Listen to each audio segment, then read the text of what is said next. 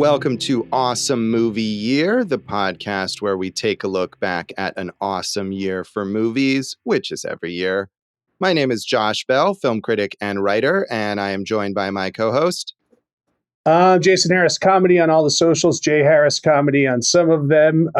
You can find me at Eat This Comedy. We're doing a lot of shows. Of course, we're at awesomemovieyear.com. Awesome Movie Year on. You're going to have to do it again at the end, so we might as well just cut you off. I was hoping you'd do that, Jason. Bravo. Yeah, let's see if Jason will do this like the entire time. He's put all his notes in reverse, and we're going to have the worst episode ever. No one's going to understand what he's talking about. It's going to be great. You'll go forward like the black and white sequences, and I'll go in reverse, like so again, the worst episode you could possibly imagine.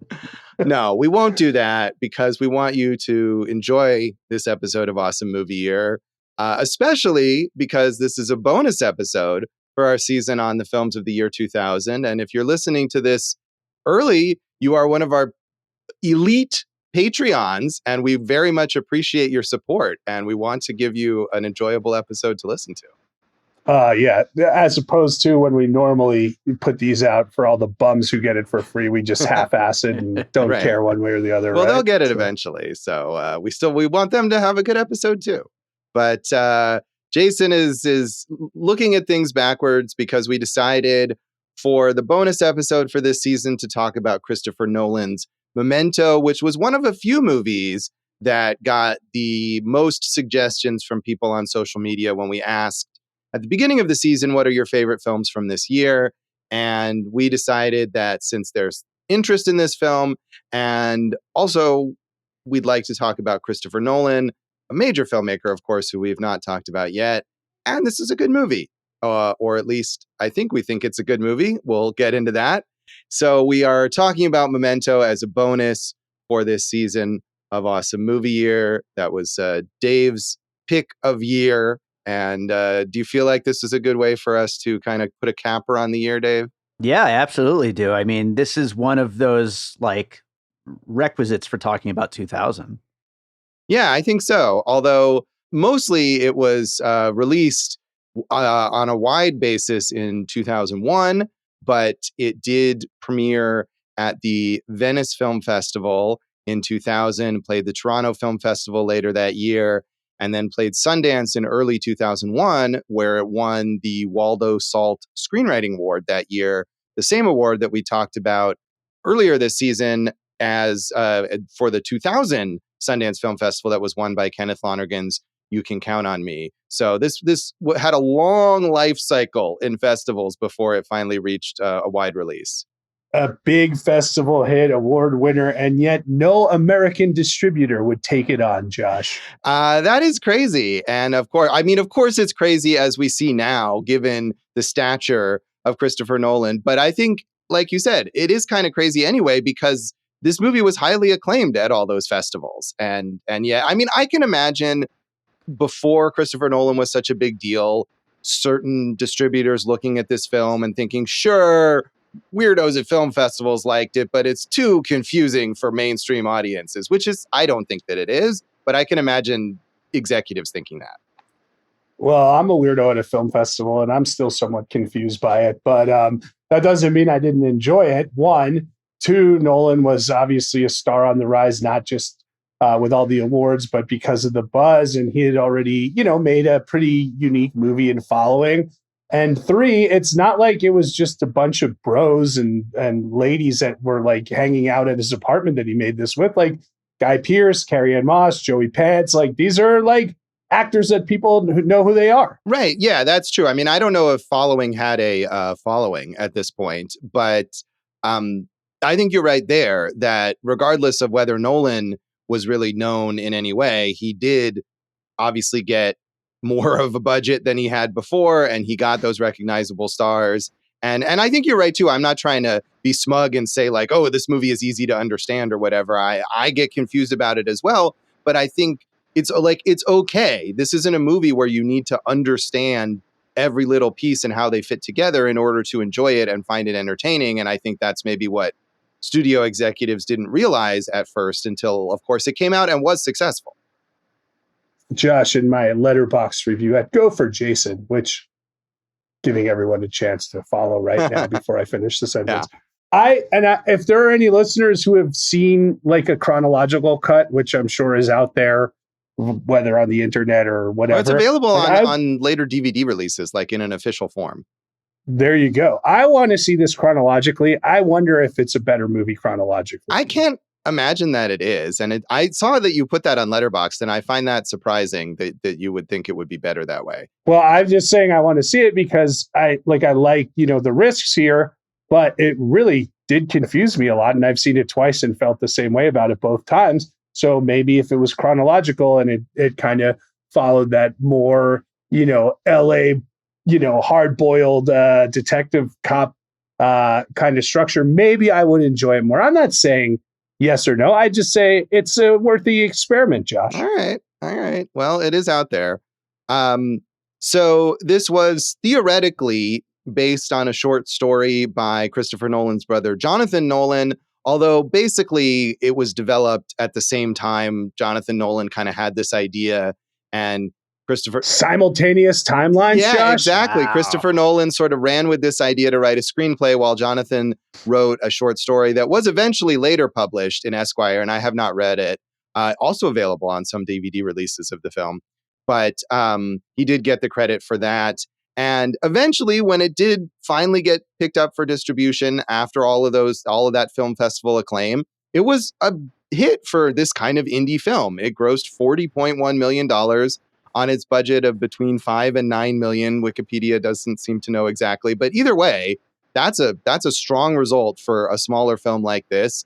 It was highly acclaimed. It eventually was nominated for 2 Oscars for Best Original Screenplay and Best Editing, kind of going to what you're just talking about there, Jason, about whether it should be in chronological order or not, the way it was put together.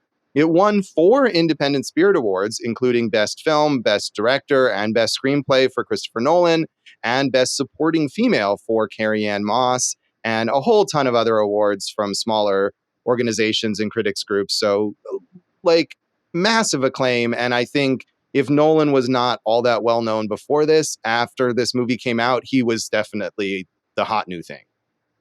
Right.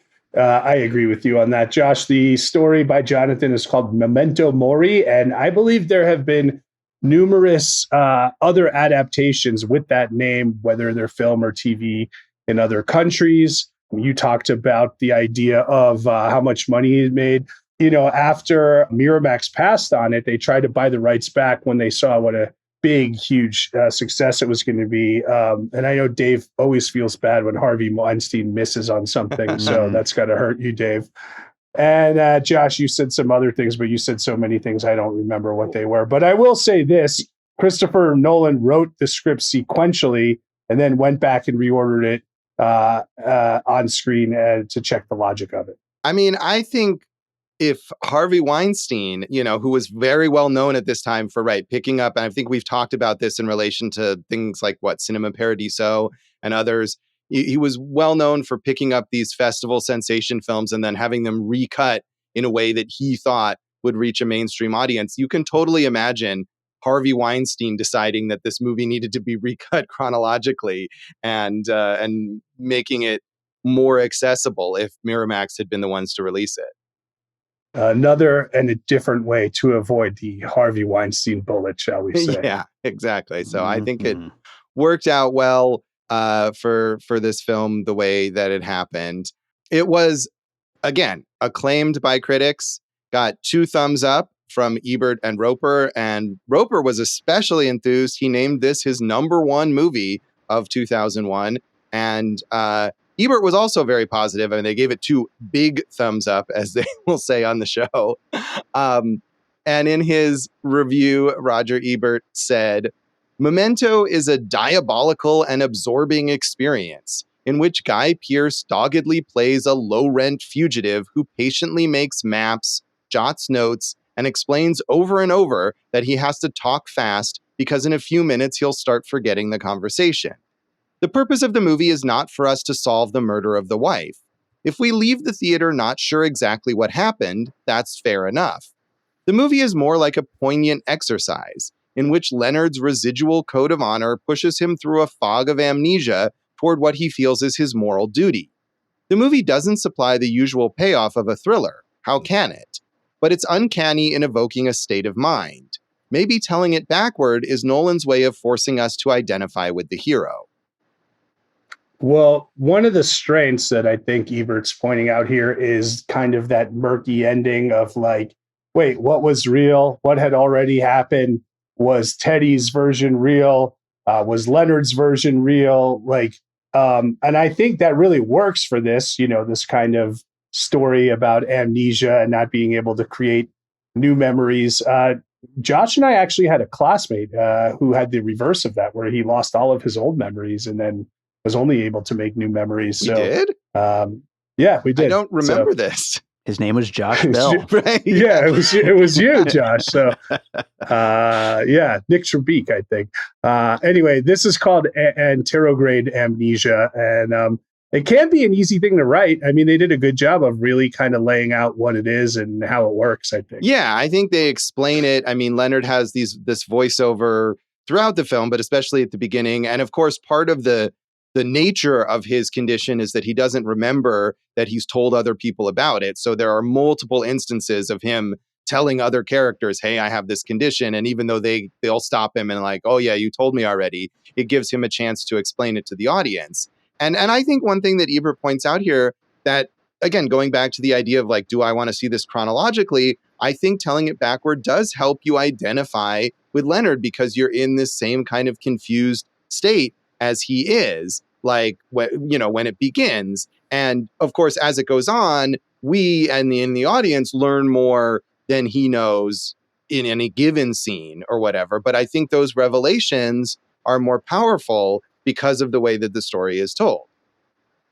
Well, you've never seen it the other way, so how can you say I no, of course not. But I mean, I can say that it didn't seem to me that this was like the wrong way to tell it, or even that this was an unnecessary way to tell it, right? I feel like this is kind of essential to what the movie is trying to do. I mean, clearly it was the right way based, because I remember when this was out in theaters, they're like, you got to see this movie. It's all told in reverse and this and that. Much like the Sue Ellen Mitchke episode of Seinfeld, where she gets married in India and they tell it in reverse. A classic. Did that come out before or after this film? That's a good question. I will have to look that up while you read the next review. All right. I did, what it came to mind too. I know Dave is a big fan of Gaspar Noé. Dave, have you seen Irreversible? Yeah. And did you see the chronological cut of Irreversible that was put out a few years ago? I haven't. That just came out, I think, last year. Oh, okay, yeah. That I want to watch that though. But I like you're saying, Josh, like I kind of think it would kind of ruin the point of the movie, and so like it's made the way it's made for a reason. Right. Yeah. And I haven't seen that, but I know that's another, like one of the only other examples I can think of where it's a major, like a notable movie, and a key thing about it is that it's told backwards and that they redid a version where it was told chronologically. This, the Betrayal, the episode, it came out in 1997. So you're a hack, Nolan. Wow. Yeah. So if you were doing a piecing it together episode on Memento back when it came out, Dave, you'd have to include that Seinfeld episode. Hell yeah. But if we were doing it in reverse, then it would have been the opposite. Right. Breaking it apart. Yeah. So Kenneth Turan in the Los Angeles Times was also quite positive on this film. He said, more than a film of ideas, Memento is a provocatively structured and thrillingly executed film noir, an intricate, inventive use of cinema's possibilities that pushes what can be done on screen in an unusual direction. A key factor in the success of Memento is the exceptional performance of Guy Pearce in what has to be an extremely challenging role. His lost yet purposeful Leonard walks a fascinating, horrifying line. A virile Mr. Magoo who still goes through life with the confidence in himself he gained while he was whole, even though that kind of faith is now far from justified. Yet the unease we feel for him is something special, as different from usual movie tension as Memento itself is from the run-of-the-mill thrillers it so artfully rises above. I mean, I really like Guy Pearce in this movie, and probably more than any other movie that he's in, what was he? Oh, he's really good in Mayor from Easttown recently. I really liked him in that. But that's not a movie. That's a limited series, Josh. So But yeah, I thought, we have these two timelines, right? The one that goes in reverse where you're seeing him kind of try to discover, and then the black and white sequence where he's on the phone. And Nolan said in that sequence, he just let Guy Pearce just whatever you want to say, however you want to say it, go for it. And I think you really see these sides of him. And this character is not an emotional character, right? But he is driven by a real emotional journey. And I think Pierce, I mean, after this, you're almost wondering LA Confidential, then this guy could have easily been a leading man for the next 10 years in America. I know he did more stuff in Australia and became more of a character guy here, but it really knocks it out here. He does. And I think it's key. Nolan has this reputation, and we can talk about more, I guess, whether it's really deserved as this sort of cold, kind of calculating craftsman or whatever. And I think there's that aspect to a lot of his films. And there is that too.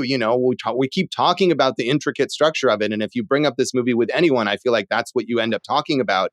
But it wouldn't matter if we couldn't care about Leonard, if we couldn't identify with him. And I think part of that is the structure that it puts you in his shoes. But it's a huge part of it is that performance from Guy Pearce. And if you didn't feel sympathy for him, if you didn't care about him as a person and the way he's been being treated and the quest that he's on, then it wouldn't matter how cool the structure was. You wouldn't be interested in watching the movie. Right. And that's also elevated with really good supporting performances. In our Matrix episode, we've gone on about how Carrie-Anne Moss should have had more opportunities. This is a great one for her. And Joe Pantoliano is really, really charismatic as Teddy. Yeah. And I think they also, just like Guy Pearce is playing a character where he's almost this blank slate in each scene because of the memory issues, they're sort of doing that as well because they're able to present themselves as sort of different kinds of people to Leonard each time they encounter him. And so they're really modulating, like they're playing people who are acting for Leonard's sake. And I think that's a tough balance, and they do that really well. I think one of my favorite scenes in the film is the Carrie-Anne Moss, the Natalie scene where she provokes Leonard to physically, rough her up. And then she just gets in the car and comes back in and says, "Oh, Dodd did this to me. You have to go take care of Dodd." Like, it was a really well executed scene. And she's really on fire in that scene. Yeah, I agree. That is a great scene. And it also starts to show you how manipulative she has been, where we've already kind of guessed that Teddy, the Joe Pantoliano character, is being manipulative, but maybe we're more sympathetic toward her and realize that, basically everyone in his life is taking advantage of him in some way. Right. I think that's fair. And, and it's as simple as like when he finds out when they accidentally take him to the wrong room at the discount inn, he's like, we needed money. So we just, made you rent 2 rooms because we knew you wouldn't remember it. Right. And that's sort of a benign version of that, but, the more sinister version from those other characters. So finally, A.O. Scott in the New York Times was a little more mixed. He said, "Memento is like an existential crossword puzzle or a pungent 50s B thriller with a script by Jorge Luis Borges. Like Darren Aronofsky, Mr. Nolan demonstrates a supercharged cinematic intelligence. He's clearly excited by the way the medium can manipulate time and information, folding straightforward events and simple motives into Mobius strips of paradox and indeterminacy. But though Memento is impressive, it doesn't in the end leave much of an impression. Like a day in Leonard's life, it slips easily from memory, favoring sensation over insight and the frisson of artificial confusion over any contemplation of human reality." I'm going to disagree with you, A.O. Scott. First of all, Leonard even talks about that idea of, what was the last sentence there, Josh? There was no deep look at the human over any contemplation of human reality. And what was the first part of it? Like a day in Leonard's life, it slips easily from memory, favoring sensation over insight and the frisson of artificial confusion over any contemplation of human reality. That's who he is. I mean, he has contemplated his humanity and his emotion, but there's only so much he can do. He's driven by one thing. He can't create any new memories. Like, this is where he's stuck. I don't think him going on a more philosophical journey than he's already on would have added anything to this. Right. I don't think he's saying he wants it to be more philosophical. I think maybe he wants it to be less philosophical and more emotional and more human. But I'm with you on this. I mean, I disagree with him. And I think there's a lot here, that he's talking about. Leonard is saying, I mean, there's a whole conversation he has with Teddy about the idea of like, well, what good is memory really anyway? Memory is not reliable. Memory can be manipulated. Like, I have the emotion, I have the instinct, right, of knowing what happened to my wife and what I need to do.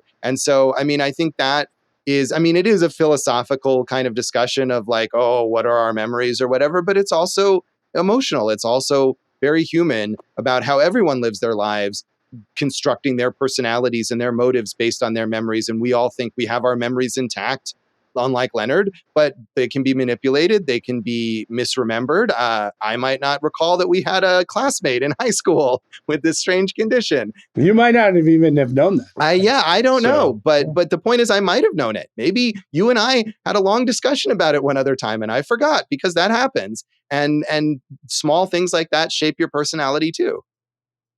Right. Exactly, Josh. It's more of it's more ethereal than it is something you can pinpoint. So I think, tonally that all works for me. Yeah, no, for me too. I mean, I wanted to get a slight criticism in there, but I mean, even then, on the whole, he's positive about the film, and certainly the response was overwhelmingly positive. So I don't think I saw this in the theater, but I certainly was aware of it as being a huge sensation and would have seen it soon on home video. And I liked it a lot when I first saw it. And I may have watched it again at some point when other Nolan movies were coming out. I'm not sure. But I mean, I had bought it on DVD at one point. I had it here at home, but a really old DVD. So not one with that chronological cut on it, or the Jonathan Nolan short story, which I was unable to check out. But I loved it then, and I really liked it a lot now. I think it might even be my favorite Christopher Nolan movie. So Jason, you saw it in the theater? Memory doesn't recollect, Josh. It's either the theater or when I was at Blockbuster, and again, whether it was Premiere Magazine or, Movie Maker or Entertainment Weekly, this was one we all knew about coming up. And I liked it about the same both times. I got to say, last night I rewatched Insomnia, which I didn't like as much in the theater, but that is definitely worth watching. That might be his most underrated movie. That's a good picture, Josh. And that's the only Nolan movie I haven't seen. And I think that was the one he did right after this. And it was maybe a bit of a disappointment box office wise and critic wise, coming off of Memento. And I think that was the one moment where I was like, oh, maybe he's not going to be as big a deal as it seemed. And then he went on to do the Batman movies, and we all know what happened. But I do want to watch that. I didn't have time this week, unfortunately, but I'd like to complete the Nolan feature filmography there by checking that out. Yeah. And I have completed it. So your face, Josh. Have you ever seen Alain Renaud's 1968 film Je t'aime et t'aime? I have not. I have seen other Alain René films. Yeah, I haven't seen it either. But if critic Jonathan Rosenbaum calls this film a gimmicky and unpoetic counterfeit of that film. Oh, I mean, I'm not a big Alain René fan, but I know he plays with that idea. I mean, I've seen like last year in Marion Bad, which is a lot about memory and what's real and what's not, and I remember really not caring for that film, but it is a classic. So Dave, did you see Memento when it first came out? My memory is also kind of hazy because for some reason I remember watching this in high school, but that would have been in 98 and obviously it wasn't out yet, so no. I don't know. Dave was in the editing room. I'm sure I saw it at some point. I don't even think they were started filming it. Yeah. Yeah. It's all a blur for me. All right. So anything else you want to say about anything else you want to say about the background of this film, Jason? Now Josh is going in reverse. Dave. I don't know what I'm doing here. On the other timeline. You mentioned Jorge Luis Borges, and this is a quote from Christopher Nolan. I think Memento is a strange cousin to Funes of the Memorious, about a man who remembers everything, who can't forget anything. It's a bit of an inversion of that. That's a Jorge Luis Borges piece. I don't know it, but it would be interesting. Two other fun facts, Josh. John G., who's the bad guy that they're looking for, was an homage to Jonathan Nolan's Georgetown University screenwriting professor, John Glavin. And the last thing I wanted to tell you, Josh, was that a young up-and-coming filmmaker named Steven Soderbergh was the one who championed this and helped it get distribution. And now you look at where everyone is, and maybe Nolan's got to help champion some Soderbergh movies to get better Maybe. Although, I mean, Soderbergh, and we talked about him on our Sex, Lies, and Videotape episode. I mean, he's not at the Nolan level, but I don't think Soderbergh wants to be Christopher Nolan. Like, he makes movies constantly. If he wants to make a movie, he gets it made. So I don't know how much he necessarily needs that. I think it's less about getting it made and more about getting it out there more. Yeah, no, that could be. And I'm sure if Soderbergh needed help, he could call Christopher Nolan and get that help because, and probably anybody else. That may be true, but except the listener and Dave's friend Joe Black, who hates Steven Soderbergh for some reason. He refuses to tell us Joe Black's help. So that bag of pudding. We'll come back in a moment and talk more of our general thoughts on Memento.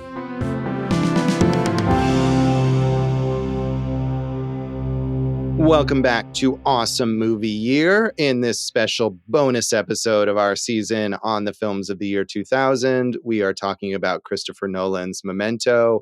And should we try to parse the plot? Is it worth sort of laying that all out here? Sure, but one thing I want to say, and in a way I'm going to give Dave credit, so you got to get this on record because I don't like to do that. We do get the whole podcast on record, in fact. Oh, I thought it goes right into our phones via something else. But if we have records, that's even better. Stupid joke, Josh. Thank you. But Dave, when he was picking 2000, said he kind of wanted to pick this year because it was like a bridge year because 1999 was such a hot year.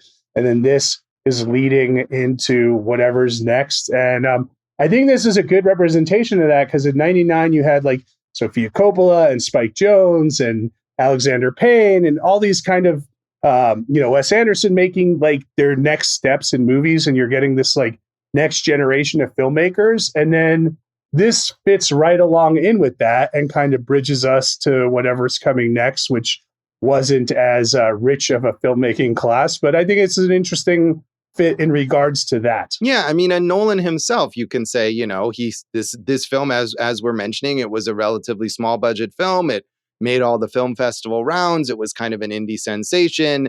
And then it got wider acclaim and attention. And the arc of his career then going on to make a bunch of superhero movies afterwards, and that way establishing himself as a major filmmaker.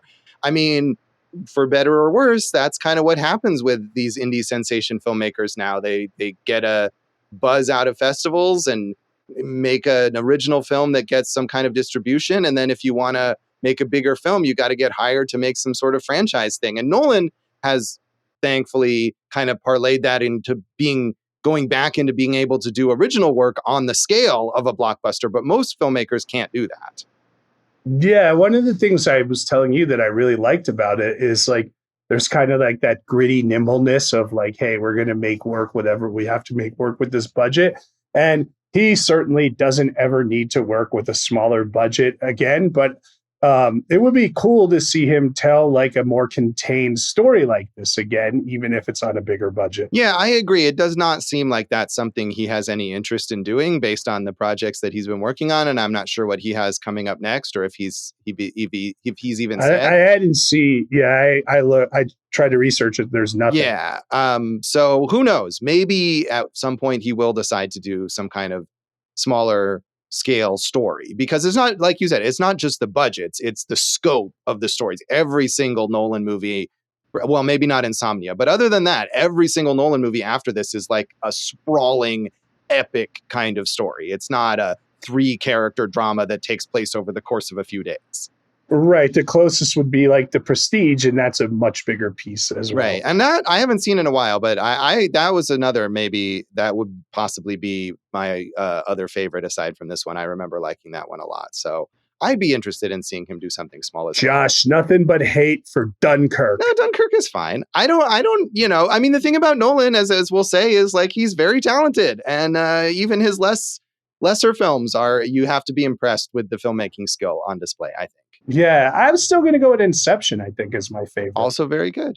So, And I know everyone likes the second Batman, but I thought Batman Begins was dope. yeah, I'm sort of whatever about all those Batman movies, but we're kind of getting ahead of ourselves. Let's talk about Memento still. That's your fault, Yeah, Josh. we're really still doing all of this reverse chronology here. So, Memento. Yeah. You wanted to break down the story, I don't know. right? Do I want to break down the story? Do we want to try that? Does it even matter, right? As we were saying, right, whether you follow all the beats of the story. It's as simple as man's wife was brutally raped and murdered, and man got head smashed into mirror or sink and lost all memory. Man comes out of the hospital and decides he must avenge his wife's death, and now he's trying to use his skills as an insurance claims adjuster type, where he has to do research, as now more of a detective type.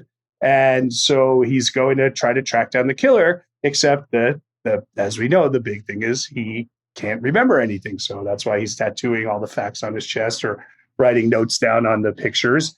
And, so it's a really simple story told in a really unique way. Yeah, I mean, the motivation, and I think that's key, is that the idea of Guy getting revenge for the death of his wife, for the murder of his wife, is a really common movie plot and is something that anyone who's seen movies can immediately grab onto.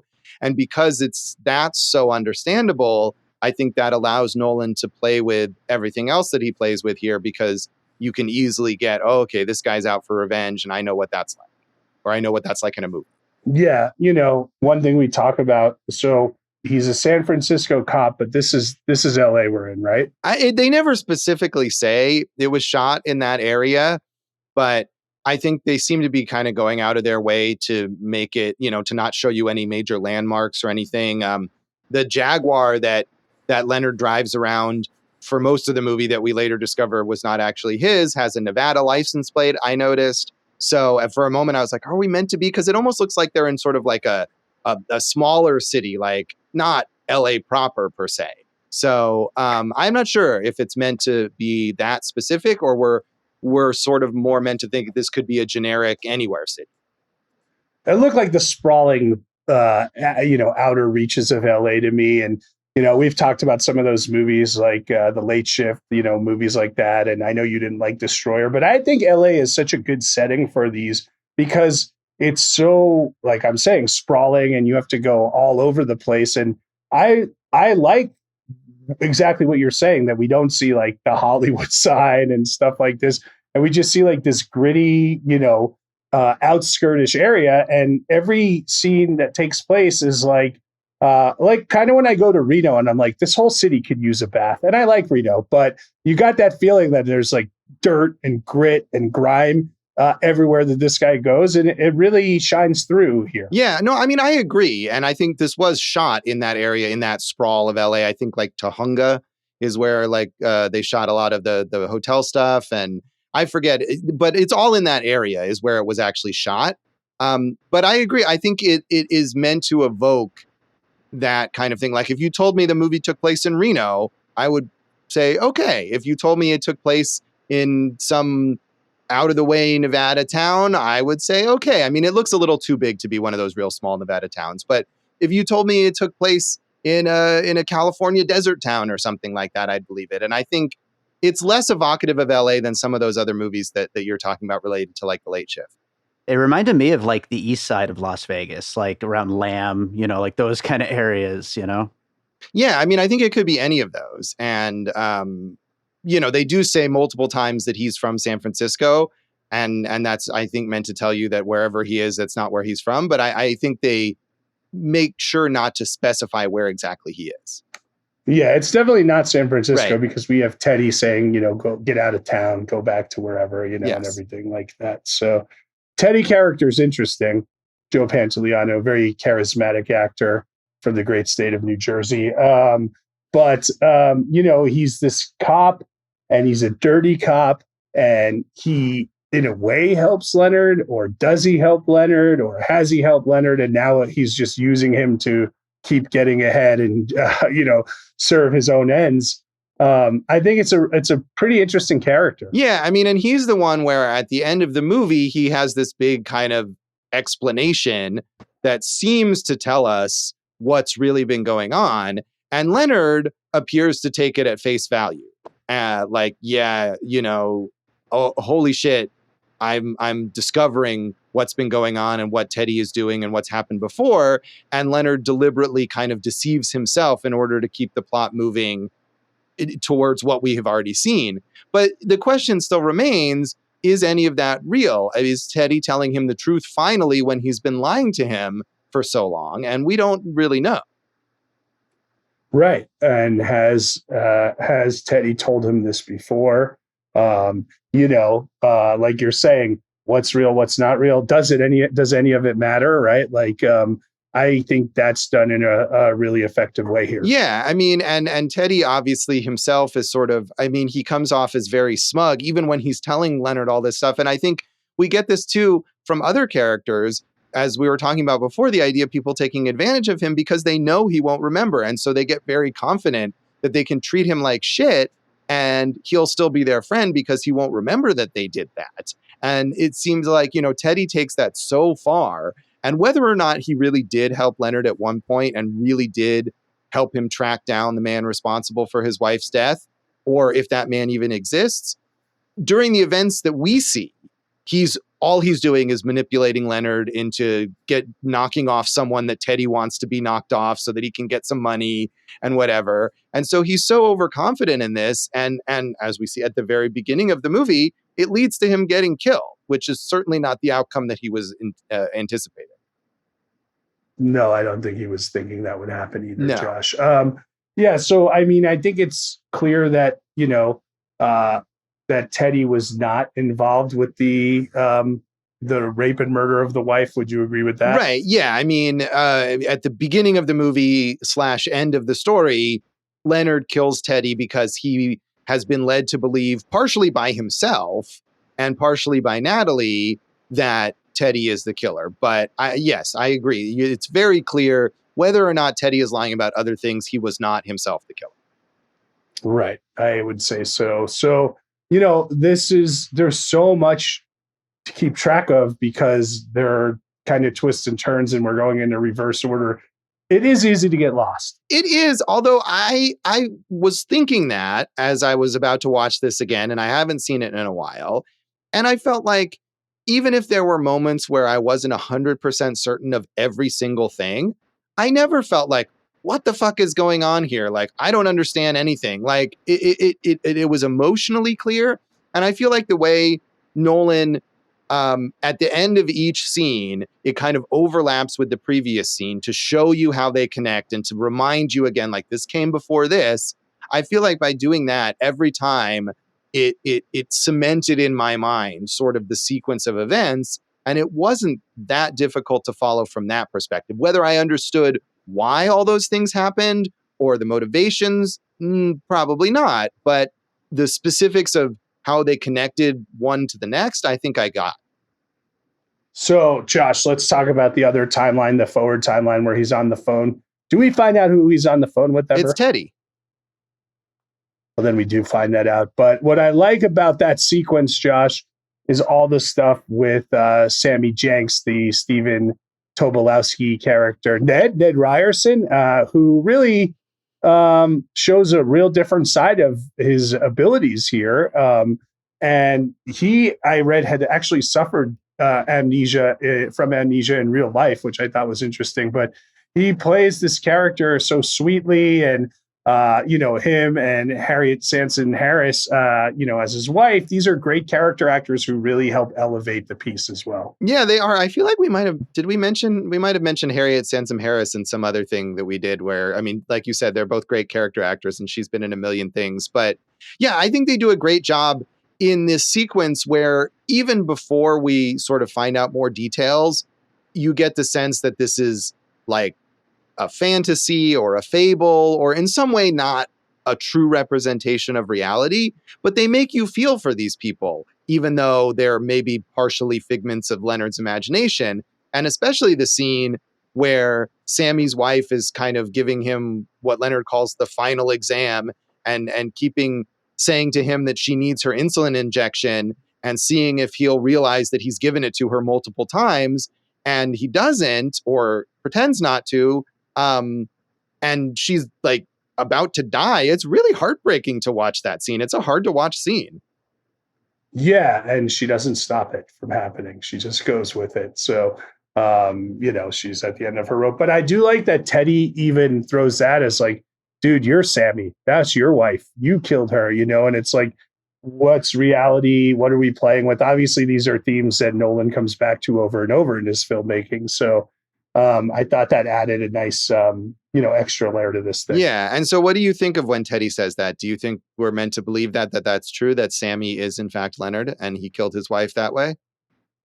I didn't think so, but if it turned out to be that way, I think that totally makes sense. Yeah, I lean towards saying that it is. And there is one very brief moment where you see, like, at the end of the Sammy story where he's now in this mental institution or whatever, and you see him sitting in this chair, and there's like a tiny flash where suddenly it's Leonard sitting there in the chair.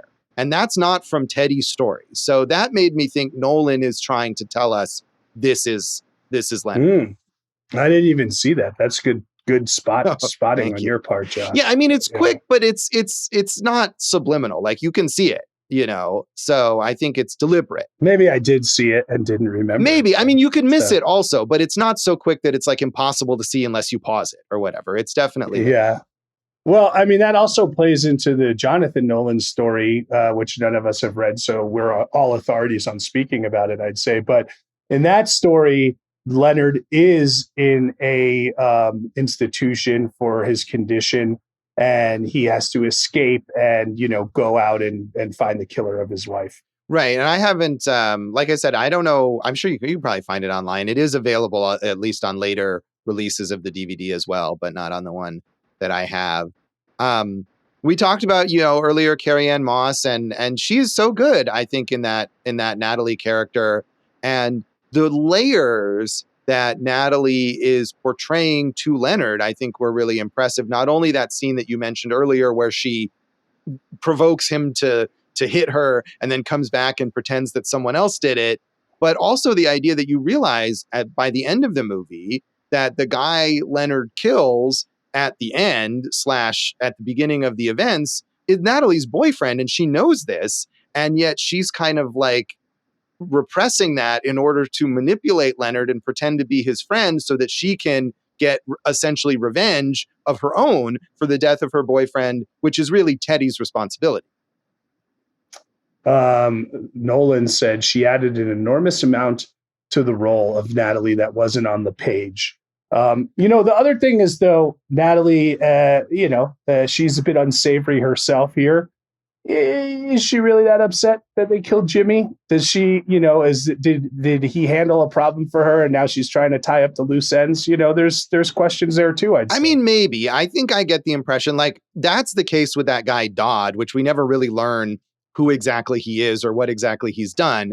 But she gets Leonard to kind of take care of him, although he survives and he runs away. We never see what happens to him after that. But I mean, when she talks about how, I lost someone too, and you see the pictures of her with Jimmy, I think we're meant to believe that she cared about him, but maybe not.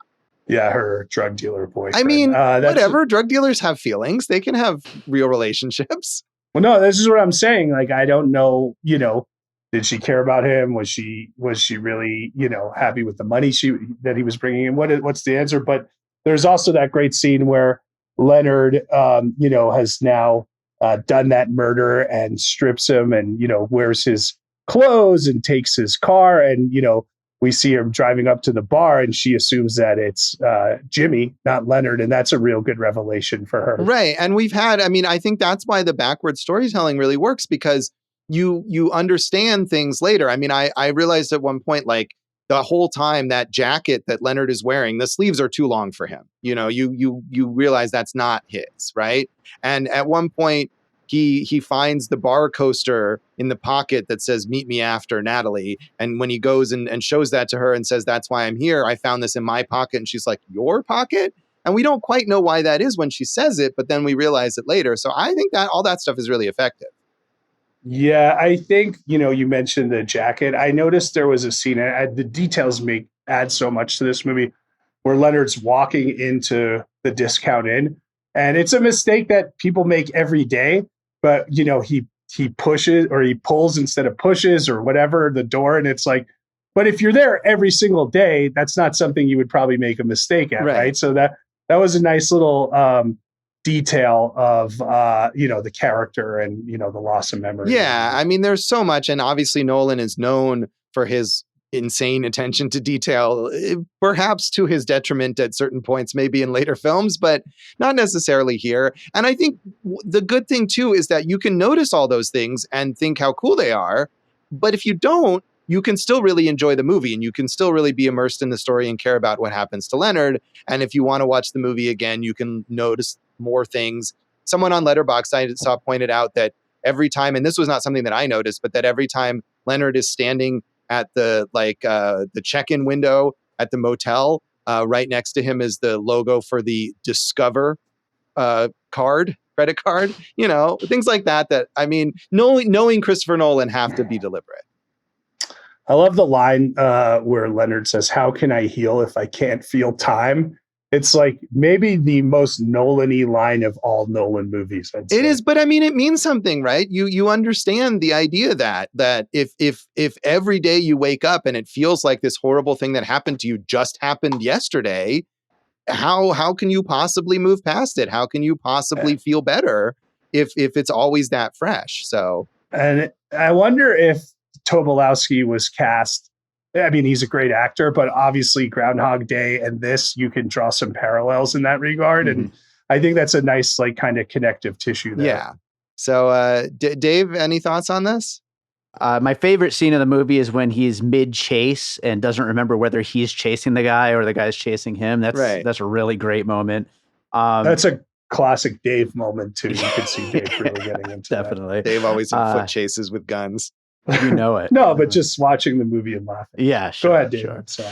No, I think this movie keeps you at a distance a little bit as far as character or story wise, and so that's why I don't necessarily love it, but it's just so damn impressive. Like the whole puzzle of the whole thing, of course, but then also it just looks incredible, and I love the score. Which, by the way, David Julian's score is one of those scores that, as a composer, for the last 20 years of doing what I do, I get sent this score all the time as can you do something like this? This is one of those filmmakers' favorite scores kind of thing.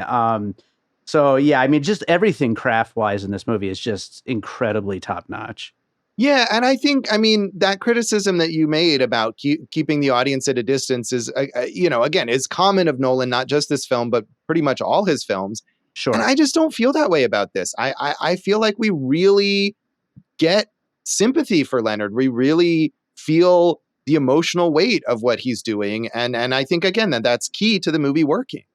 Mm-hmm. But at the same time, Leonard has to keep everyone else at a distance, no matter how close he lets them be. So I think it's a fair critique or a statement, shall I say. Yeah, I think feeling the difficulty and the heartbreak of the fact that Leonard has to do that is part of what we in the audience are emotionally invested in. But, if you didn't feel it, then you didn't feel it. That's not something you can force. You know what I feel, Josh, that we should rate this thing. All right. Mm-hmm. Should we rate it out of, I don't know, five tattoos with clues? Five things that we can't remember that we were going to say we were going to rate it out of. Exactly. I gave it 3.5. I think that's a strong rating. I wonder if I would rate it higher or lower if I watched it sequentially. Well, I hope you check that out. I hope you get the chance to, maybe that DVD is available at the library or something, and you can give that a try. I give this 4 out of 5. I really like this. This is, I think, my favorite movie of this entire season. I really, even more so than my pick. I really like this time. Again, maybe my favorite Nolan movie. I'm really glad that I got to watch it again. So thanks to everyone who suggested it on our social media. So we ended up doing an episode here. Dave, how would you rate this? I'm going 3.5, but again, it is just a great piece of work as far as filmmaking is concerned, and definitely worth watching. All right. Well, we'll come back and talk about the legacy of Memento.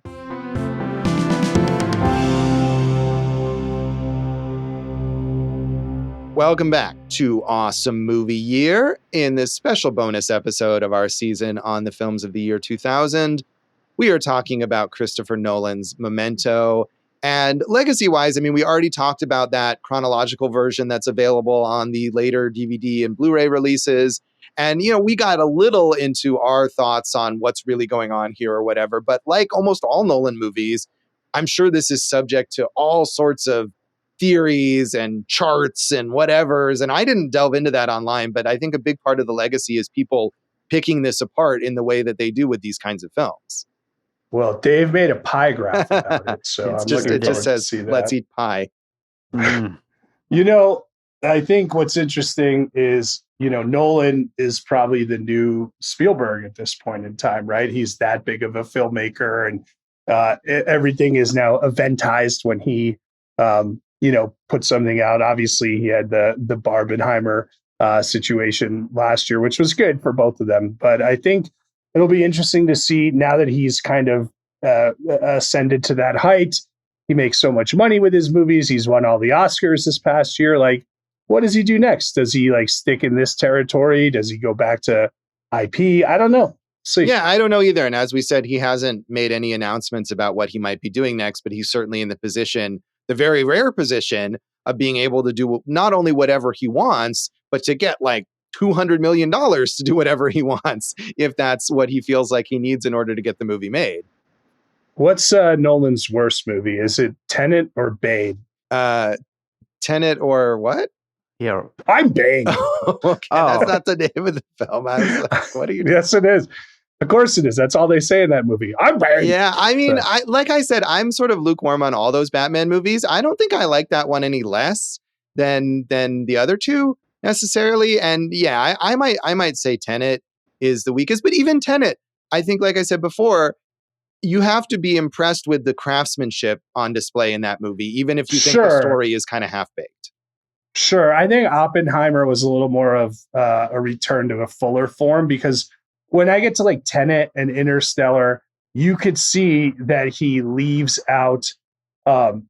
specifically leaves out emotional points that would make sense in the movie, because he's trying to tell whatever story he's trying to tell about time and space and technology and this and that. And that's what really frustrates me when I watch Nolan movies, but that didn't happen with Oppenheimer. Yeah, I mean, I feel like Interstellar is so emotion driven. I mean, the whole point is that the love between the father and daughter transcends space and time. But they kill it in the last. I mean, that's the entire crux of the journey. When he finally gets home to her and she's an old lady, she goes, well, you don't want to see me as an old lady. So go find that lady that you are in love with who's stuck in outer space somewhere. So you build 2.5 hours to this reunion, and she undercuts it in 1 minute. It totally ruins the entire emotional arc of the film. Oh, okay. See, I mean, I haven't seen that since it was in the theater, so I don't remember all those details. But I remember thinking at the time, not only is this very emotion driven, counter to what people say about Nolan,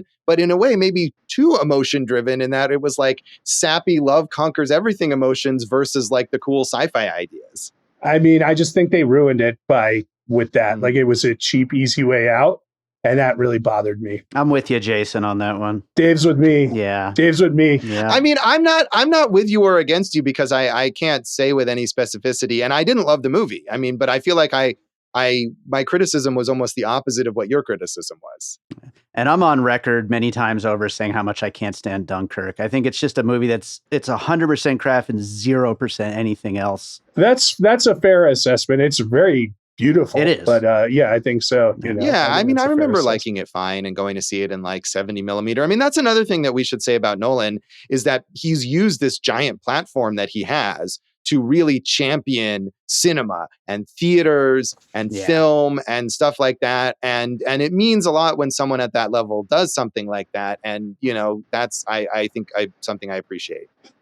It's kind of amazing, because I had mentioned Spielberg, and I remember when Spielberg and Lucas did that lecture at USC, and they're like, look, movies are over. What's going to happen is they're going to be big, huge events, and you're going to spend $50 a time going to a movie, or you're going to just watch stuff at home. And we were like, whatever.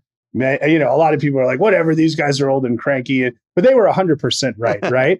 And Nolan was ahead of the curve on that, because now, there's something to see in IMAX every week. And Nolan was the guy who really championed that, and they championed him. And I think he's the guy who really mainstreamed IMAX movies. And I would recommend if you're in Vegas going to the Palms on Monday to see him for $5. Nice. Good recommendation there. Discount Mondays. Yeah.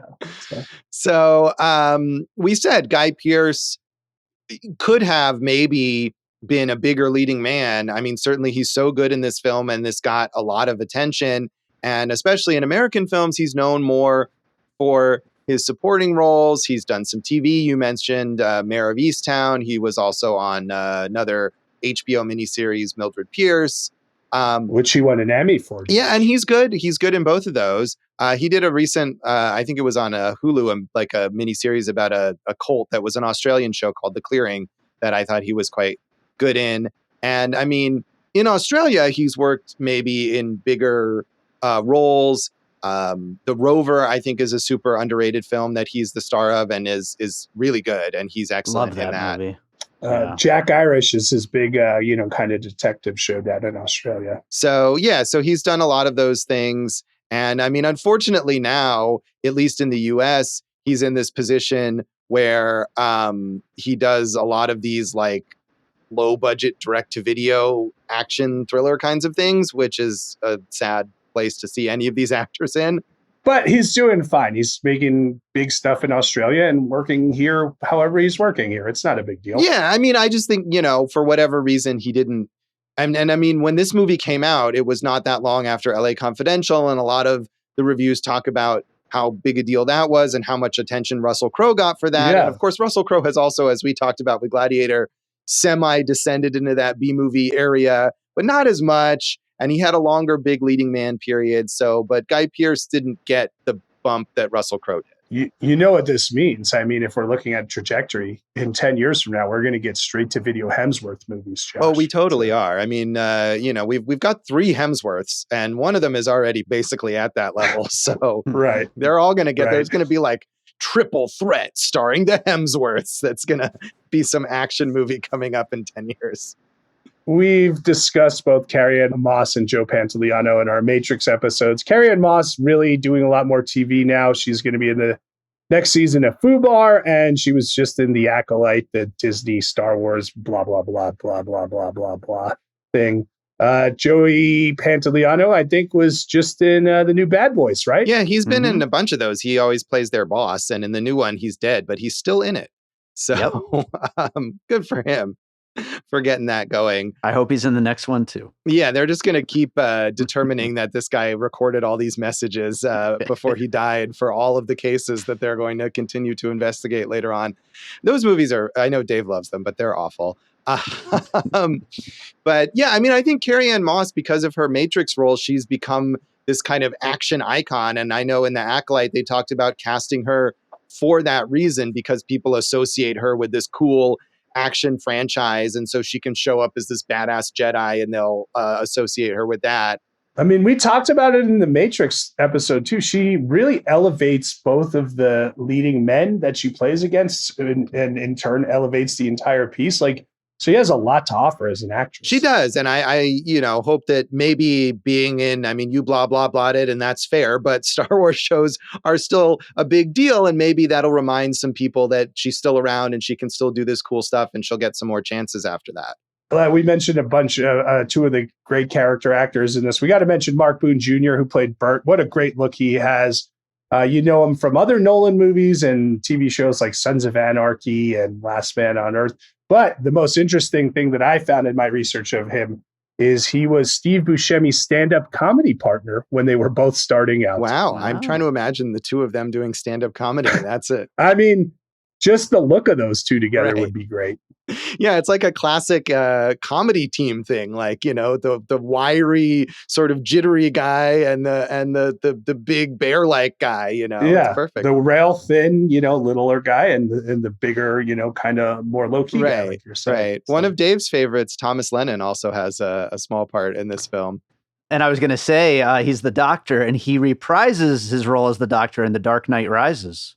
That is really weird. Like the same character or just another Doctor? It's just another Doctor, but I mean, we can assume that maybe they're the same person. So are we saying that Leonard Shelby and Batman exist in the same universe? Why not? I think that makes sense. Yeah. That Maybe works Batman for me, can Josh. help Leonard find John G. Is that what's going on here? Josh, if you saw Sammy Jenkins walking down the street, would you just go, Ned? Ned Ryerson? I would not, because I imagine that happens so often to Stephen Tobolowsky, and he wants to punch the people who do it. So I would not do that to him.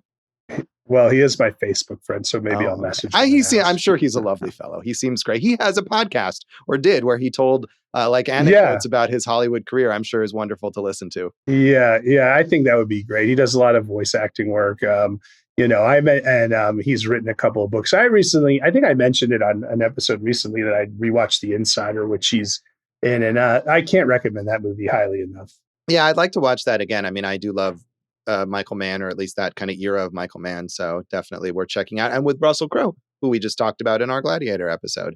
That might have been when I mentioned it, Josh. We mentioned Harriet Sanson Harris. I remember her most for Desperate Housewives. I know she was on Frasier. She has a Tony for a featured performer role in Thoroughly Modern Millie. Yeah, I also remember her a lot from Desperate Housewives, but she's in so many things. And she's another one of those people who shows up, and I think like Stephen Tobolowsky or Mark Boone Jr. And it's like, oh, look, hey, it's that person that no matter what the movie is, I know at least in this scene, there'll be something entertaining to watch because this person has shown up. Right. Hey, Josh, I just wanted to, we talk a lot about Nolan's craftsmanship. I wrote this down, or I copied it from Wikipedia or something, but I think this is interesting. For a shot of a shell casing flying upwards, the shell had to be dropped in front of the camera in forward motion, but it constantly rolled out of frame. Nolan was forced to blow the casing out of frame instead, but in the confusion, the crew shot it backwards. They then had to make an optical copy of the shot and reverse the shot to make it go forward again. That was the height of complexity in terms of the film, Nolan said. An optical to make a backwards running shot forwards, and the forward shot is a simulation of a backward shot. I think that really sums up Nolan in every form for you. Yeah, I mean, and I love that's the height of technical complexity. And in Tenet, we read about how like he bought a plane so that he could, blow it up or whatever, just because he wasn't willing to do CGI, which I totally appreciate. But I mean, I'm sure this movie did not have the budget to get an actual airplane. I mean, Oppenheimer too, with the test. Yeah, and then they really blew up a nuclear bomb, which I feel like was a level of commitment that was probably unnecessary. I want to mention finally Jonathan Nolan, who is credited here with that short story, and not only is a frequent collaborator with his brother on The Prestige and Interstellar and the Batman movies, but is an accomplished TV creator and producer in his own right, created or co-created Person of Interest and Westworld, and recently was a producer and director on Fallout, has a crime miniseries upcoming called The Sun that is going to be on HBO that he created or co-created. So, I mean, he's carved out his own distinctive career beyond just working with his brother.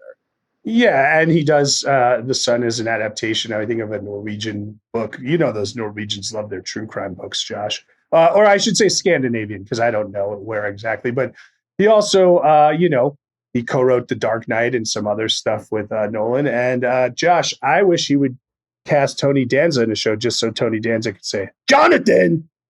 I don't know how you brought that around to a Who's the Boss impression, but I feel like that is a good place to stop. There's nowhere else to go. Yeah, that's Memento, and that's this episode of Awesome Movie Year. Jason, do you want to bring it back to where you can remind us of things online and on social Jason media? Harris Comedy, Jay Harris Comedy. Go for Jason Eat This Comedy. Awesome Movie Year, awesomemovieyear.com, Awesome Movie Pod. And thank you if you're listening on the Patreon, by David Rosen Patreon, where if you're listening to this later, you can sign up and get bonus episodes that we do every season, as well as early access to Piecing It Together episodes and some cool stuff from Dave's music career. Anything else about that you want to add, Dave? Patreon.com/bydavidrosen. We also have video versions of some episodes of Piecing It Together on there exclusively. So yeah, we really appreciate your support. Yeah, we do. We do. Thank you, everyone, for suggestions and for listening there. You can find some old stuff from me at joshbellhateseverything.com. I'm at Josh Bell Hates Everything on Facebook, at Signal Bleed on X, Twitter, and on Blue Sky and Letterboxd.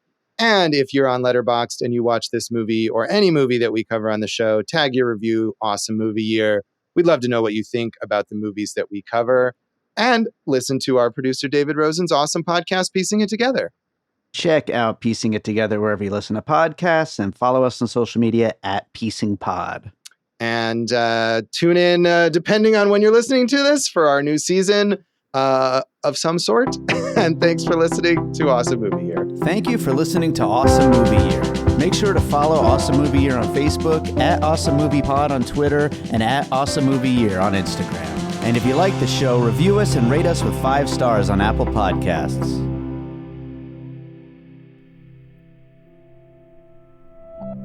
Säg ifrån när ni är över det vet jag. Så är det. När jag hade selbst niet op